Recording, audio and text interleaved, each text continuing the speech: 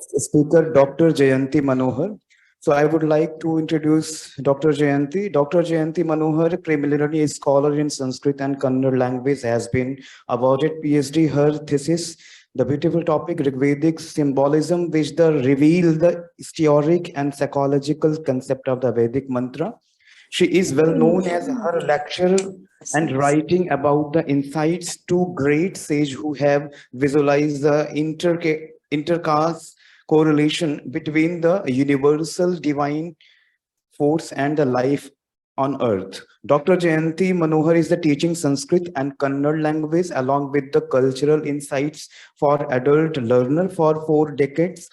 She is a specialized language teacher for the Indologist and has conducted short-term language courses Sanskrit and Kannada in England, Germany, and Australia.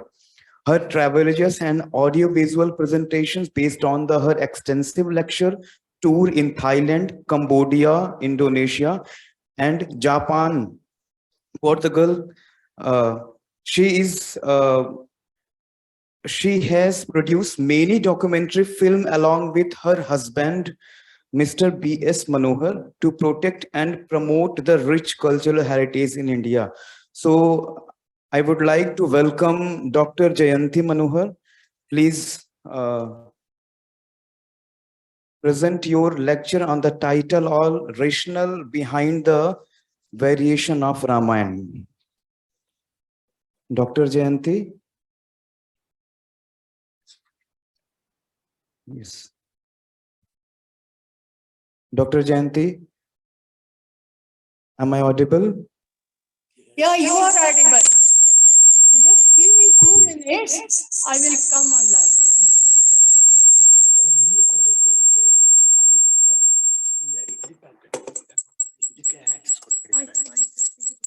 Given access for this.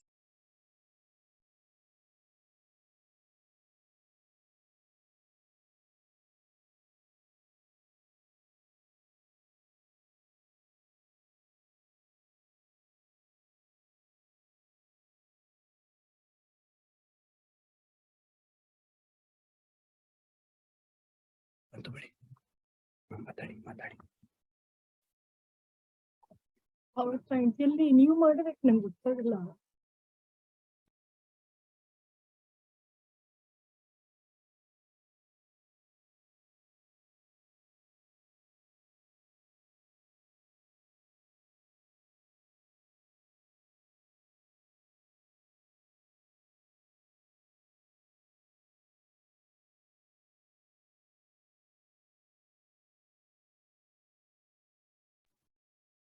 Video on ಮಾಡ್ತಾ ಇದ್ದೀನಿ ನಿಮಿಷ ಹಂಗೆ. Hello, ಮಾತಾಡು. ಏನ್ ಮಾತಾಡ್ಲಿ? Hello, are you? Hello, am I audible? Hello? ಇಲ್ಲ ಕೇಳಿಸ್ತಿಲ್ಲ ಅದೇ. Hello? Yes, madam. We can Are you listening? You can start, ma'am. Am I audible? Yes, ma'am. Yes, ma'am. You are audible, madam.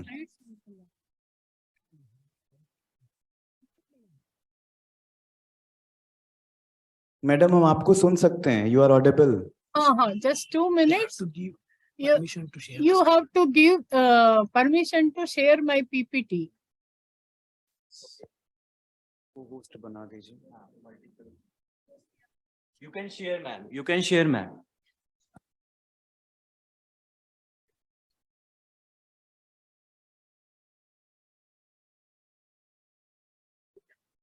कर दिया, देखिए फर्क नहीं है. Okay. Can you see my screen? Can you see my screen? Are you seeing my screen? Yes, madam. Yes. Okay. Namaste. Namaste to the chairperson and scholars and students who have assembled here. I am happy to present my paper on the reflections on Ramayana, rationale behind the variations of Ramayana. Reasons behind these variants. It is very fascinating to study the variants of Ramayana, the great epic. My paper examines the reasons behind variations under broad classification as variants found in India and variants found in transoceanic countries. Variants of Ramayana found in India. Antiquity of creation of the great epic by Maharshi Valmiki goes back to 5000 BCE.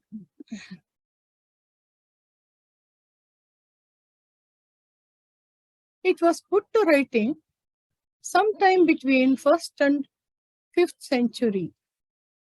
Prominent variations are found from 5th century, current era.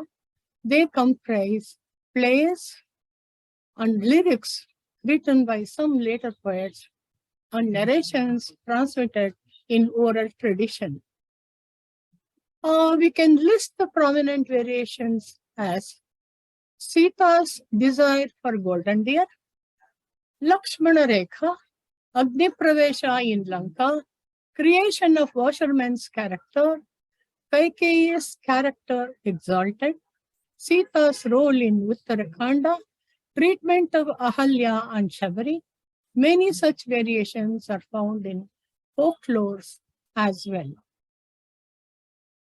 Common features found in variations. Resentment about a character or an incident in Valmiki Ramayana has resulted in variants with additions, deletions, and alterations made by some later poets. Here, I will examine a couple of such variants. What is significant in all these variants of Ramayana is that none of these poets intend any disregard to either Valmiki or Rama. Lakshmana Rekha is added in Tulsi Ramayana 6,000 years after its creation by Valmiki to save Lakshmana from the guilt of leaving Sita alone. Sita's lamentations and unjust abuses did prompt Lakshmana, but still he defied Rama's instruction, even though he was very well aware that nothing can harm Rama. Washerman's character is created to save Rama from the blame of abandoning Sita. Valmiki says that people of Ayodhya everywhere were talking about how Rama has accepted Sita after her stay in Lanka.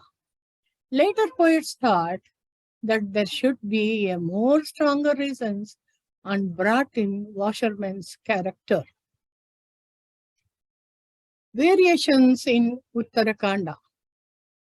Sanskrit playwright Dingnaga in 5th century AD and Bhavabhuti in 8th century have created spectacular divine incidents to prove the chastity of Sita in the eyes of people of Ayodhya, so that she goes back to Ayodhya as a queen without any blemish.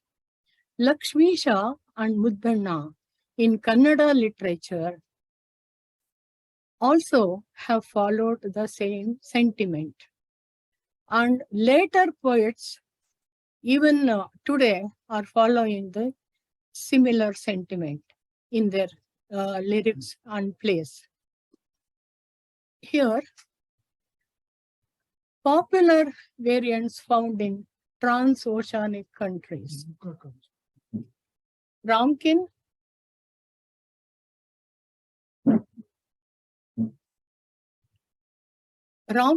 Ramakirti, Ramakatha in Thailand, Ramkher, the glory of Rama in Cambodia, Pralam in Laos, Khotan in China, Hikayat Sari Rama in Malaysia, Yamayana in Philippines, Ramatyagin and Maharama in Myanmar, Burma, Kakavin Ramayana in Indonesia.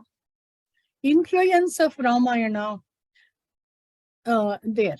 The saga of Rama has got assimilated into cultural psyche of many countries through music, dance, literature, sculpture, etc. Over the years, they have created their own Ramayanas with some variations in the narrations which reflect the cultural tradition and aspirations of people in those countries. Influence of Buddha and Jaina traditions are also seen. Reference of Southeast Asian regions. Sugriva describes different regions where Sita has to be searched to his army. Yatnavanto Yavadvipam Saptarajyo Pashobhitam Suvarna Rupyakam Dvipam Suvarnakaramanditam. Strive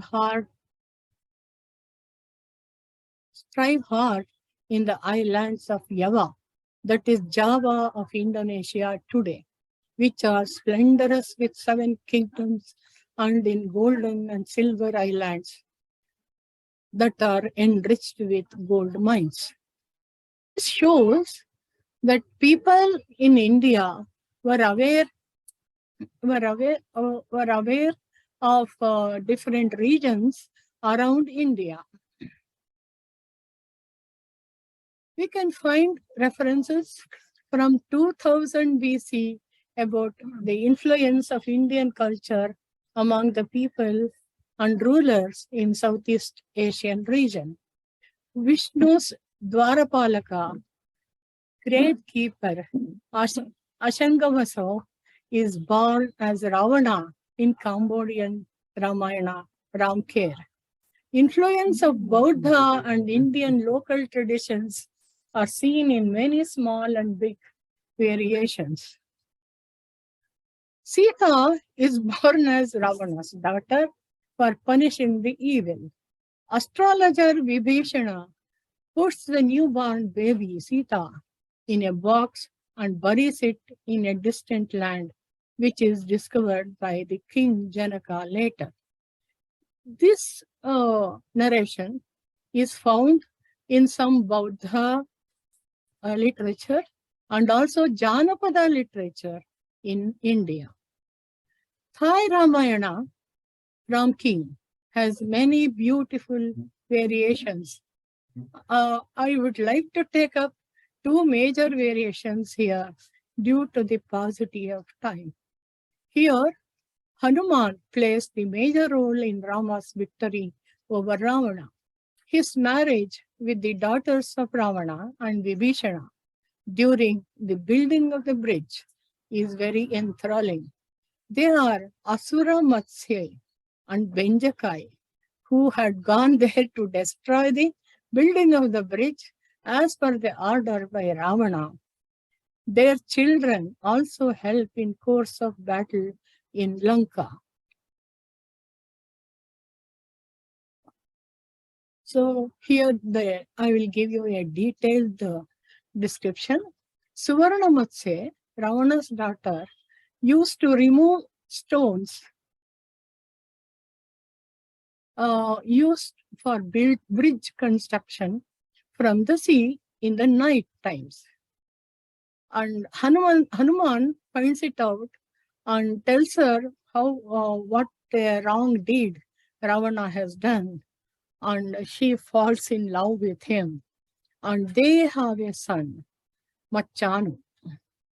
Benjakai is Vibhishana's daughter, who assumed Sita's form and was floating in a lake nearby as a dead person. And she also realizes the wrong deeds of Ravana and falls in love with Hanuman, and her son Asurapad is born. Both of them realize the sinful act of Ravana.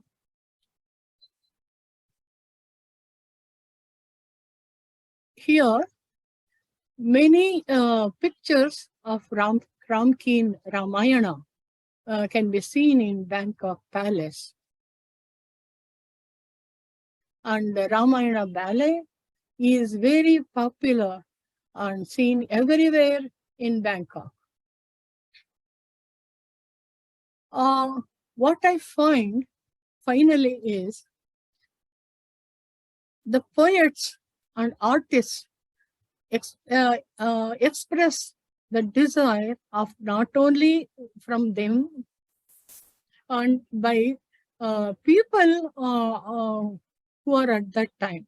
So here we are seeing a picture by the great artist Ravi Verma, where Rama and Sita are with Lava and Kusha.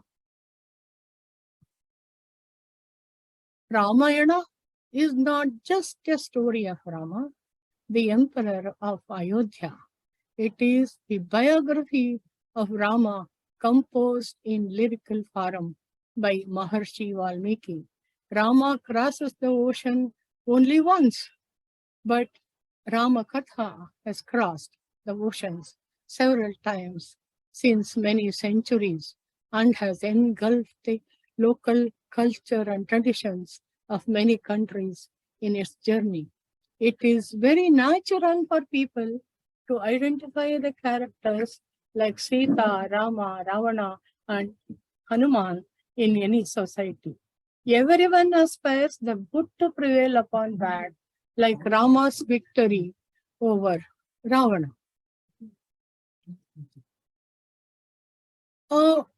Many literature, either as recreations or as translations, are going on everywhere in the world.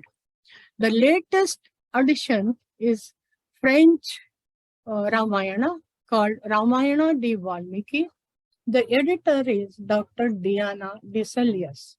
It has 660 pictures. Reflections of Dr. Diana Desalius, editor of Ramayana de Valmiki, says, reading or hearing the Ramayana is an experience in education. It helps us to get educated and go into fundamental truths about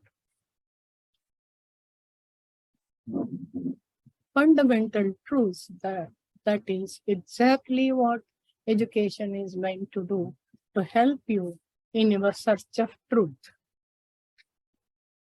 Ramayana binds India with trans-oceanic countries. It is the Ayodhya, where in Thailand. In Thailand, people generally believe that the entire Ramayana happened within their region. So they say Ayodhya is also there, Lanka is also there, and many other events, small and big events, took place in the same region. And they are very dear to keep Rama and Ramayana in their hearts. I would like to conclude my talk with a remark of reflections of a lady whom I happened to meet in my second visit to Cambodia. I have personally visited 3 countries in Southeast Asian region, that is Thailand, Cambodia, and Indonesia. She was a simple street vendor of small artifacts. She told me about 3 gun of Rama. First one is his Ekapatni Vrata, having only one wife. He, as a king, he had lot of opportunities to marry any number of times, which he did not.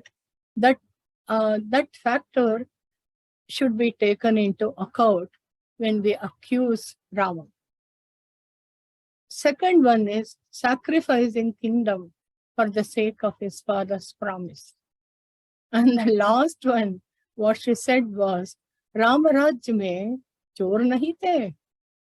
How I wish it would be the same even today. It is very heartening to know how millions remember Rama and Ramayana. There are stone inscriptions which tell us how the kings over there aspired to rule as Rama and make their kingdom Ramarajya.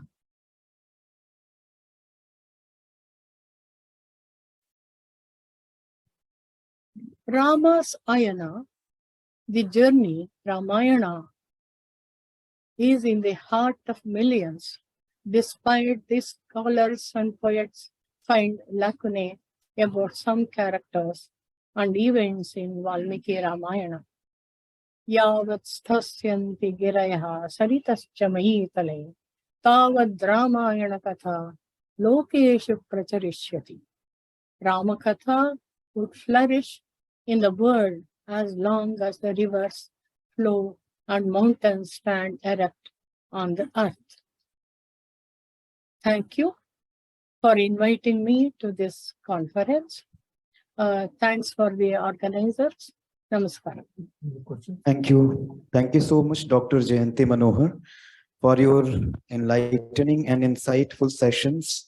This is a very beautiful and nice talk on the title of the rationale behind the variations of the Ramayana. So all the variations, reflections based on the ontology, epistemology, and the iconography in critical and referential additions. So with the permission of the chairperson and for participants, those who are participating online and offline, there are some limitation of the time, so we take only 2 or 3 questions from you.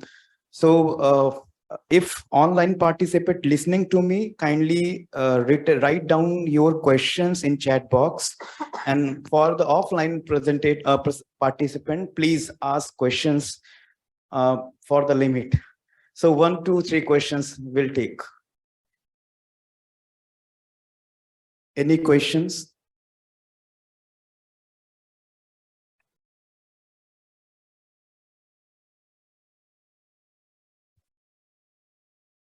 Dr. Arihant, is any question in chat box? Okay.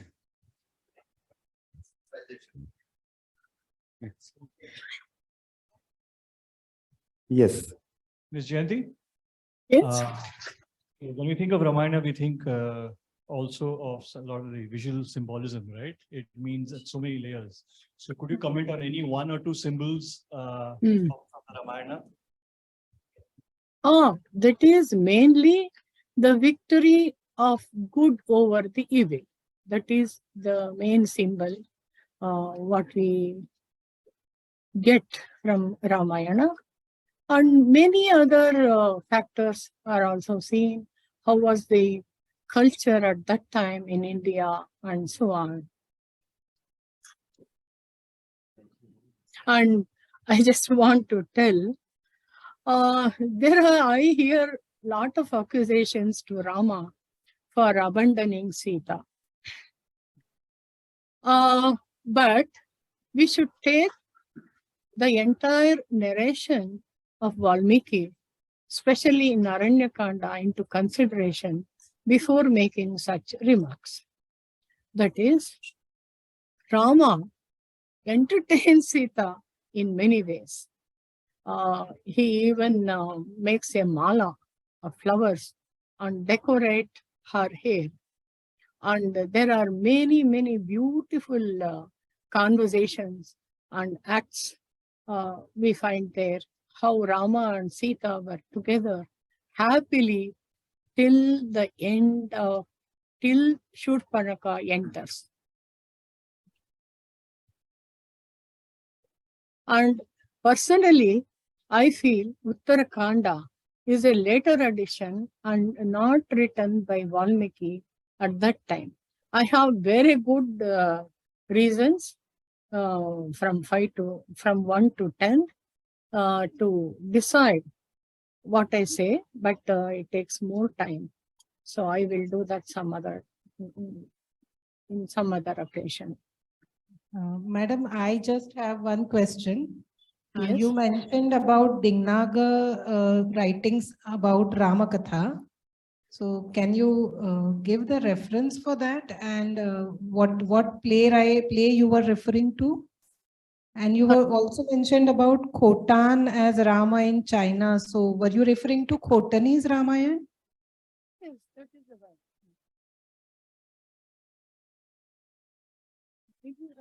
Here, Dignaga and Bhavabhuti in his Uttara Ramacharitam has created splendid divine incidents to reunite Rama and Sita. And all these poets aspired that they should be together henceforward. So here what he does is he creates a play within the play. And finally Sita, who had gone to Patala, raises above the waters. And Rama, along with the people of Ayodhya, see that. And people of Ayodhya realize what they had done wrong. And chastity of Sita is proved. And she goes back to Ayodhya as queen. Like there are many more smaller and bigger events in the place where Sita in disguise meets Rama near the river, and they remember all the beautiful moments they had during Aranyakanda, Aranyavasa. That is how they did so many, even in Kannada language, as I mentioned, Muddana have created such incidents where they want Sita to go back to Ayodhya. I mean, they should unite as husband and wife. And you are asking about Dignaga, that is, his play is Kundamala. There also he has created splendid divine incidents. But Kundamala, I would say, that is the Mallika flowers. And what Sita is doing the mala, and that goes to Rama, and from Rama's to Sita. All these were very beautiful situations created by him. And finally, even in here, Kundamala, Sita goes back, Rama accepts, people of Ayodhya accept, and it is a happy ending. And one more major thing we should remember is, in India, none of the plays end in tragedy. There is no play which ends in tragedy except Ramayana.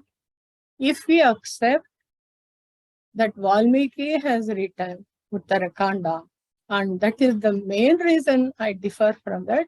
I have made a lot of study, and I have presented papers on that in many places.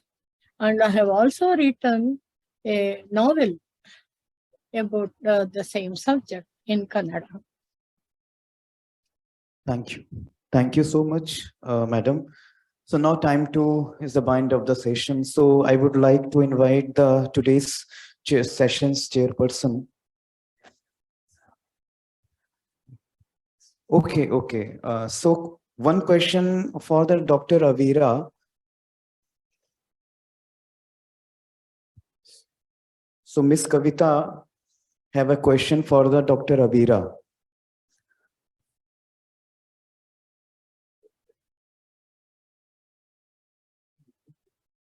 Avira, are you there? Avira? Hello, Dr. Abira, can we see you? Can you switch on your camera? I'm not sure if you're there.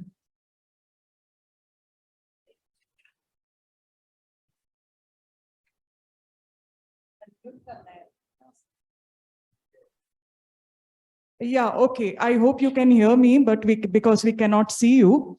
Thanks for an absolutely fascinating presentation. Along after Dr. Sonika Soni's presentation, yours also gave us several insights into the whole, culture of these miniatures and the societies they came from. So my question is about, the process of making these miniatures. Like Dr. Sonika Soni had mentioned earlier, sometimes, following Manaku and Naensuk, so you see a clear individual artistic style in the tradition of those painters. Some of the paintings that you showed were also very, very distinctive. Yet we know that they were made in an atelier. Okay, so I was wondering whether we have any information about who was the Sutradhar, if we can call it that, in the tradition of an illustrated miniature painting.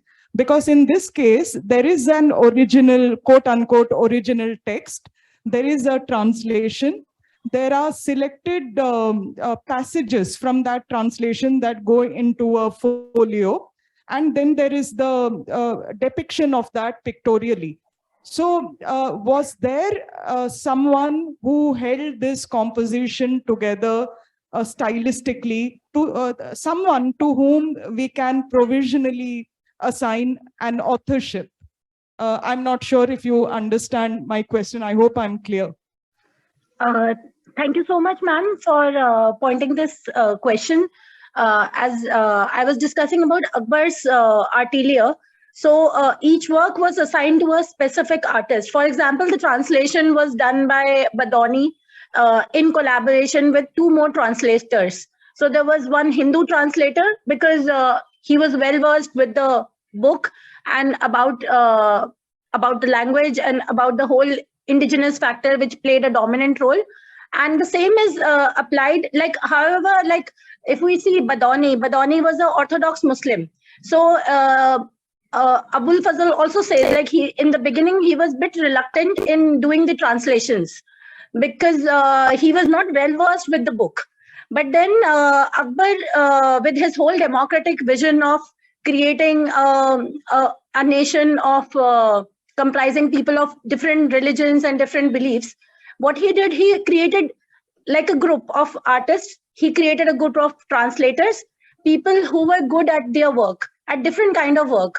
Badoni was a translator because he was well versed with Persian. He was the chief translator, but then he was accompanied by two more translators, a person who was well versed in Sanskrit and another his assistant. The same goes for Akbar's atelier as well.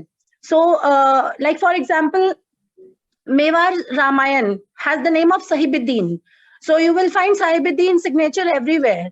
And that has been discussed so elaborately by Professor B.N. Goswami. And Professor B.N. Goswami has talked about the Maniku's Guler Ramayana and the depictions as well. So each artist, there was a chief artist. Like in case of Akbar's Ramayana, there is no specific mention of a chief artist, but then there are several artists who had been mentioned, like for their different kind of caliber. So there was a calligraphist, there was a person who was assigned only for illuminations, there was a person who was only assigned with making drawings, and definitely they were assisted and then they were supervised by both by imperial artists of Akbar's court, who were well versed with not only about the Persian culture, but also about the indigenous culture. So like in most of the miniatures, the name of the artist is there. Also in the different folios of Ramayana, the name of the artist is mentioned. Like it is done by Miskin, or it is done by Bhagwan, or it is done by Lal, or it is done by Sahibuddin. But even under Sahibuddin, there were more artists. So this is what I could understand from your question. And the same is applied in Abdur Rahim Khane Khana. So it was some sub-imperial painting manuscript.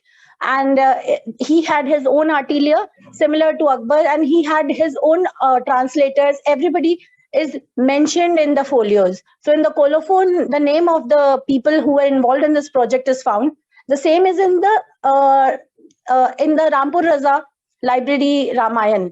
It has an elaborate description of the illuminators, the calligraphers, the people who were involved, the commission, the patron of the book, like Samarchand is mentioned, who did all the illustrations. So everything is codified in form of a text, and that's how we can understand the time period. The whole idea of giving a time came into existence during the early medieval period. When we see the sculptures from the Pal period, it had dates. So the Buddhist sculptures had dates. The dates were given by the commission, by the patrons. Like for example, I'm patronizing a sculpture of Buddha.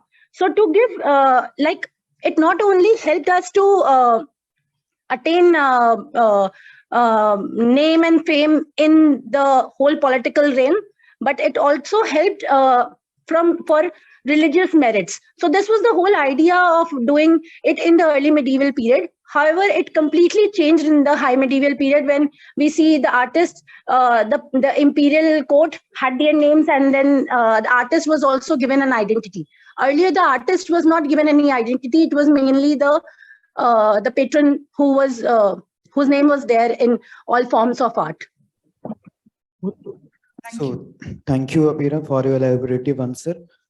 Now, just time to going on the conclusion of the session. So I would like to invite Professor Nivas Pandey, sir, the director of RSS Mumbai Center. So please come on the dais, sir, and for your remarkable comments and remarks for the today's sessions. Let me correct, it's not RSS, it is Central Sanskrit University now. So we are campus of Central Sanskrit University. And at the outset, I would like to congratulate the organizers who have chosen such a versatile topic of Ramayana, which in spite of space and time, it is still relevant. And if you go by time, it may go back to thousands of years. And if you go by yugas, Treta Yuga, Satyuga, maybe some even more back. And space-wise, it has traveled towards entire world in every part. And today we had very good session. I said Adhyaksha, Sakshi Cheta. Adhyaksha means who is Sakshi Cheta. I am witness to all this thing. Two of the presentations, I congratulate all the presenters. They have done wonderfully well. Two of the presentations were pictorial, not artistic. Might be some better expert in artistic field could give better inputs. I could only enjoy as a layman. And in the Soni Chitrayana Ramayana, she has given off arts of Kangra, Guled, Orcha, Kota, Deccan, Ragamala, and Akbar areas. Both sorrow modes and happy modes also. And the best one I enjoyed was the Lakshmana being carried on Hanuman's shoulders. It was very well depicted. And these were paintings of northern region. If from southern region also some paintings could have come, some different variations, some other reflections might have come. Because in the Ramayana, we have great divide is between Arya and Dravid cultures, north and south. So different, in spite of all these variations, in every Ramayana, Rama is held high. There is no controversy of Rama. And it's quite natural. Those who are depicted as anti-heroes or villain in their respective regions, they might have been seen as different, as the case of Ravana, we had earlier session known about it. So in his kingdom, his own kith and kin, they might have different version about Ravana. And even in Valmiki Ramayana also, Ravana was only in the cause of Sita. And as long as he was still just holding her, he was okay.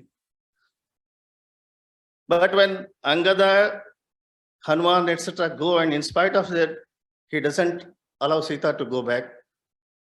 From that onwards, Ravana's character has been depicted in different manner.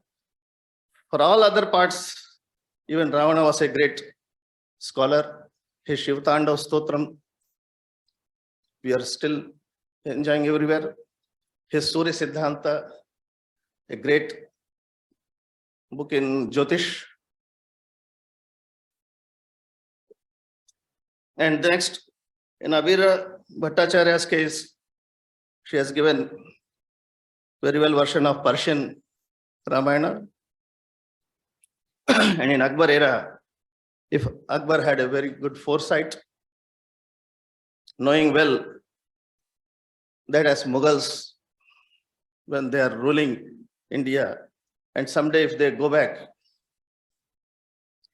so there should not be some hate. So they should not be remembered in a negative manner. So with that foresight, he had taken some approach of Dine Ilahi and all these translations. Dara Shiko and others were there, Sanskrit scholars there.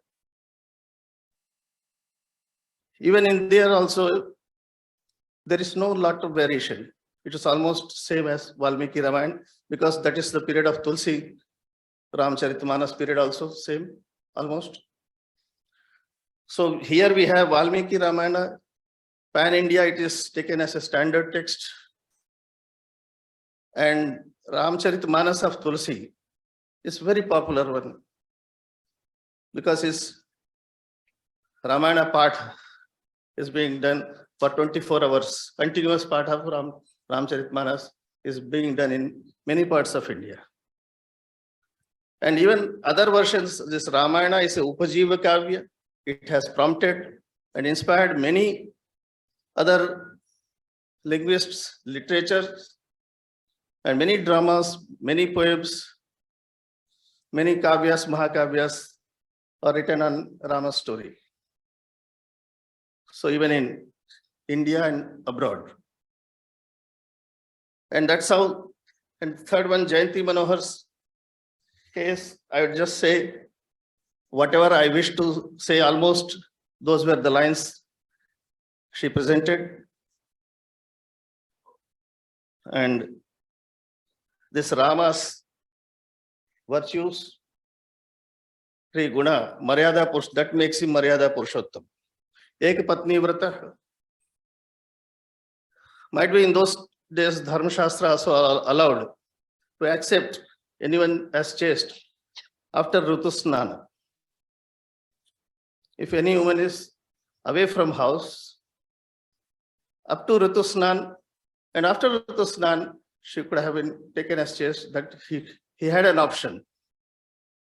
He could have done it. And that would have set a different example for even future times. But somehow as a king, he did not take that step. And for that, we have some controversies today, because after so many years, now when we talk of different fields, women liberation and other things, some of these cases come out. And his Ramo Dvirna Bhashate. So whatever he speaks once, and that's done. He was never suspicious. And Janani Janabhumischa Swargadapi Garyasi. So love for motherland, mother and motherland. And Rama has many reflections in Rama's character. As a son, as a brother, as a husband, as a king, and so many ideals. So those ideals are guiding force for us for so many centuries. And the symbol is Ramavat Vartitavyam na Ravanavat. For every kavya, that is the symbol today. So we should be like Rama,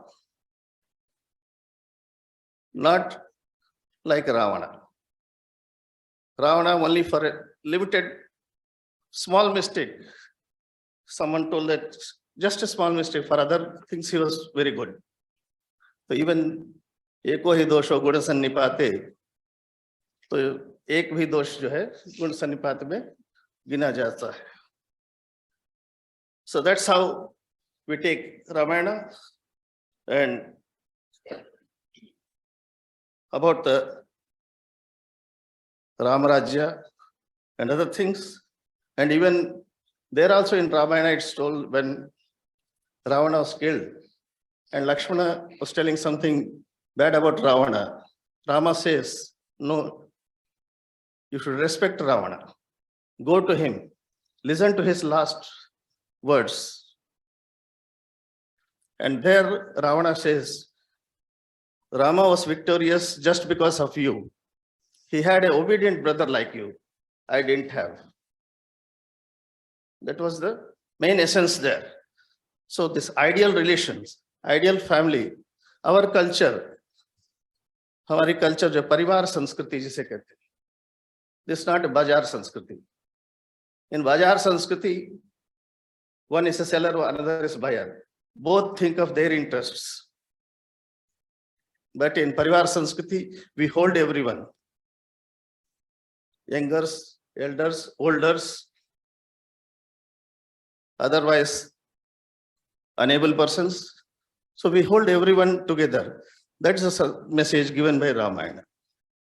So we have to hold family, and only healthy family, a group of healthy family can make a healthy society. Not a group of male or a group of female or a group of particular person. So स्वस्थ परिवार से ही स्वस्थ समाज बन सकता है. It should be a group of family. और नहीं तो समाज समझ हो जाता है. Samaj is society of animals. Group of animals, samaj, and samaj as we have society. So we have to develop a swasth samaj, healthy society. For that, a healthy family is needed, and that's where Rama is embodiment of all these virtues, Maryada Purushottam. So that's how we take Ramayana, and I congratulated all the speakers. They have presented very well, and whatever to my mind I could speak before you, and I thank the organizers for giving this opportunity. Thank you.